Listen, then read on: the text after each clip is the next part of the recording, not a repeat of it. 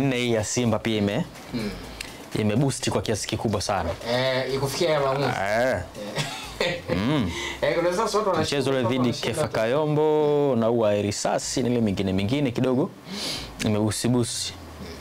Sasa na nafikiri pia hata wenyewe walizungumza, nadhani kwamba ili la kujiuzuru kwa maana ya nani mwenyekiti wa bodi ya ligi pamoja na katibu mkuu ndo miongoni wao walisema ni kwamba matakwa yao ya muda mrefu kwamba of course yani haya sio kama ndio atafanya wacheze mechi, yale matatu mengine ndio atafanya wacheze mechi, ili la nne wanalitaka hata msimu ujao lakini lifanyike watu waondoke, si ndio? Lakini bado unaona kwamba kwenye muktadha namna hiyo yanapoteza ground ya kila ambacho na nadhani wanasubiri pia tarehe mpya ipangwe kwa ajili ya dabi ya Kariakoo. Sasa tarehe mpya baada ya haya kutekelezwa, mimi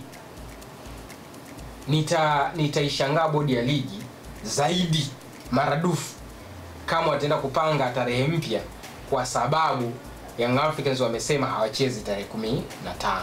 Sio, unaelewa? Kiutaratibu hata kama wana claims zao bado walitakiwa kufuata taratibu ambazo pia zinawekwa. Na moja kati ya hizo taratibu ni pamoja na kuheshimu mamlaka. Unaona? Hata katiba ya klabu ya soka ya Young Africans ukisoma imeelezea pale kwamba miongoni mwa vitu ambavyo watatii na kufanya ni pamoja na kuheshimu mamlaka. Sasa mamlaka ndo hii, inawezekana mamlaka imekosea, imeteleza mahali fulani, lakini bado kuna misingi na miongozo ambayo inakuja lazima ifuate. Kwa mfano kwenye familia baba akikosea haimvui ubaba wake. Sio, unaelewa? Yesu anambia mzee, umekosea hapa, hiki kilipaswa kuwa hivi, kwa hiyo tuangalie namna gani tunarekebisha, au unapaswa kuwajibika kwa namna hii, lakini bado haiwezi kumvua ule ubaba wake, si ndio? Kwa bodi ya ligi hata kama ina makosa yake, kwa sababu tayari ndio iko kwenye power, lazima ufuate pia kile ambacho wanakuelekeza, unless mpaka ikifikia point na wenyewe either wakangatuka ama wakaondoshwa ama vyovyote, ndio tunasema kwamba sasa ninyi hamna mandate au mamlaka kwa wakati. Lakini kwa muda huu ambao uliopo, hata kama uridhishwi, bado haiondoi kweli kwamba ninyi mnapaswa kutii na kufuata mamlaka iliyopo. Ni kama leo kwa mfano, labda unatolea mfano, by the way ni mfano mkubwa lakini sio kwa ubaya.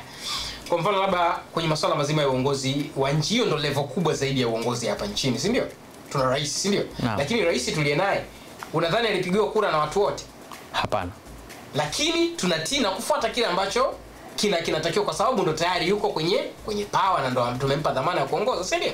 Naam. Kwa hiyo hata huku inawezekana wewe uridhishwi, lakini kwa sababu hakuja tu kwa kujiamlia, kuna utaratibu ambao umekuwepo, nikishamweka pale ninyi mnapaswa kufuata. Sawa. La mwisho ambalo wanalihitaji Yanga ni kamati mpya, bodi kamati mpya tena huru.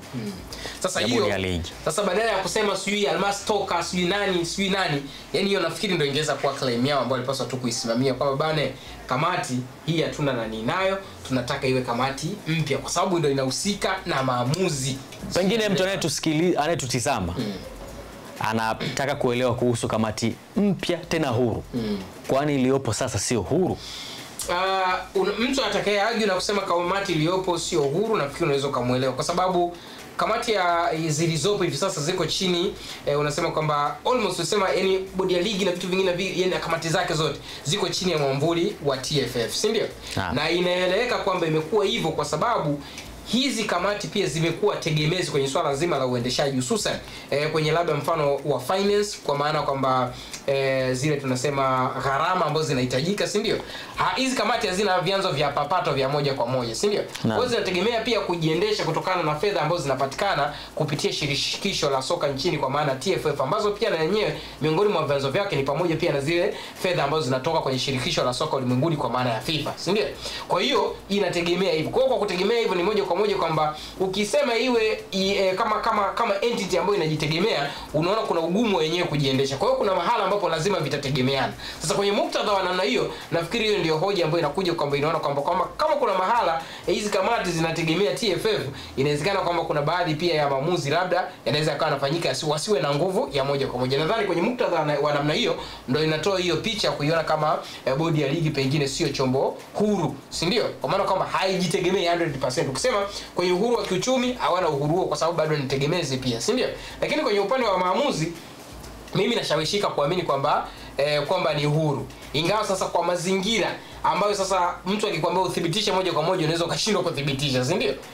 Au kama tunaelewana Yasin, kwamba mtu akikwambia thibitisha unaweza usithibitishe, lakini kwa kutazama na mazingira unaweza kusema okay, kwa mazingira haya yanaweza yakapelekea watu fulani au upande fulani kwa na influence upande fulani. Kwa hiyo kwenye muktadha na hiyo nadhani nawaelewa kwenye lengo hilo kwamba wanataka, lakini lazima tujiulize sasa kwenye kujiendesha, hapo ndo ugumu unapokuja.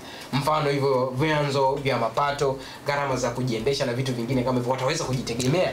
Kama itakuwa ni bado hawana vyanzo vya kuwawezesha kwenye mazingira hayo, ina maana bado watategemea mwamvuli pia wa nini, wa TFF kwenye baadhi ya maeneo. So hiyo bado italeta hizo question mark za wao kuamini kama either sio chombo ambacho kiko huru. So kwenye hiyo naweza nikawaelewa kwenye hingo hiyo, lakini kwenye maamuzi inawezekana yanatokea na wao bado yanawafanya pia kwenye maeneo fulani waone kwamba labda bado chombo sio huru na haki. Sasa tusubirie. Tusubirie macho kuona sisi tumefanya kazi yetu. Tuone sasa tarehe 15 itakuwa vipi. Zimesalia siku 5 tu. Na kwa vyovyote vile kwa msimamo wa Yanga tarehe 15 hakuna dabi. Sasa si hawana alama 3. Yani kivyovyote vile yani sasa Musa kivyovyote vile tarehe 15 hakuna dabi ya Kariakoo, kwa sababu hata haya yakitimizwa wanataka tena tarehe mpya. Ile utakuwa unacheza kama sijui wewe hapa, yani kwenye mazingira hayo. Sasa hapo tatizama wenyewe namna mambo atakavyokaa. Kwani Young Africans wanajionaje? Ile kaka, mabingwa wale ni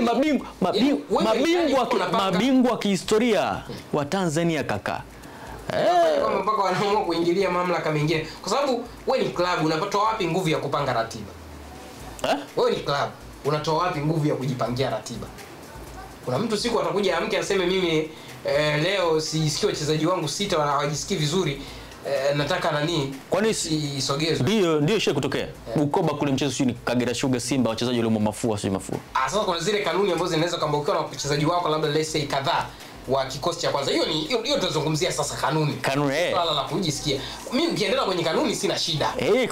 Kanuni ipo sasa nini mchezo hapo, mimi sina shida, sababu hata hizo kanuni ndo zinaeleza pia. Mfano hata hizi international breaks, ukiwa na wachezaji nafikiri kuanzia 4 5 kuendelea kwenye timu za taifa, kwa wakati wa nani hautacheza, si ndio, kwenye mashindano fulani yakiwepo, ndio maana wote tunaona zinaahirishwa. Lakini tu ile ya mtu kujisikia, yani wewe tu umejisikia, yani kama hapo eti Young Africans wamejisikia hawataki sijui bodi ya ligi wanaipangia bodi ya ligi ifanye nini, yani mimi hivyo ni vitu ambavyo bado sivielewi.